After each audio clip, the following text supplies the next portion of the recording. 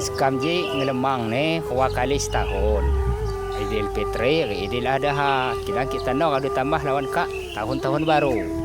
Tahun baru. Jadi lemang je buat telu macam. Lemang siwak, ya do njuk je, lemang booking. Lemang booking ni ya do istilah ni ada siwak suar putih.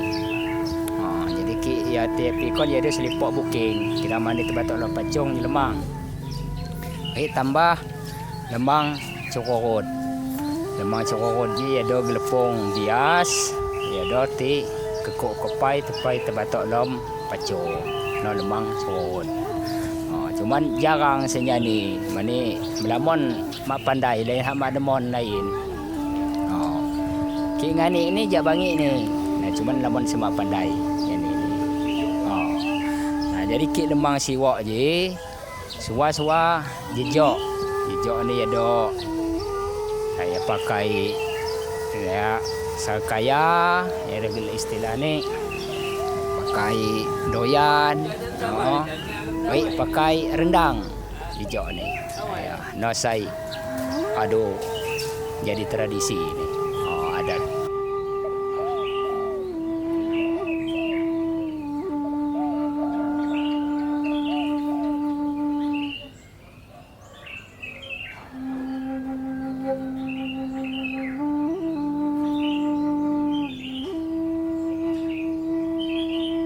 Jadi lemang je, kek di wai berjalan di wai je pacung ni bulu bawang. Ya, kita kek di lewa bamban. Kita kek wai berjalan di wai je bulu bawang. Jadi lemang siwak je, ya do caporan ni, ya kemiling, 3 halus kon, tapi ke jama satan sai pertama di, ya do tilawakon.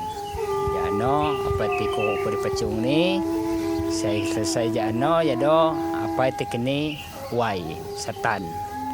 Ya, setan saya lamon ni. Ya. Jadi ni dia waktu ni no. Ya do. Dia 4-5 jam.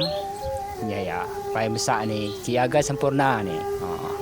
Dia dapat 3 geluk kon. 3 geluk ko jadi 3 jam cuman ya mau menjamin api ni. Ya.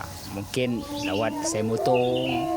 Buat saya matah sejelas nahan lakut ni mutung.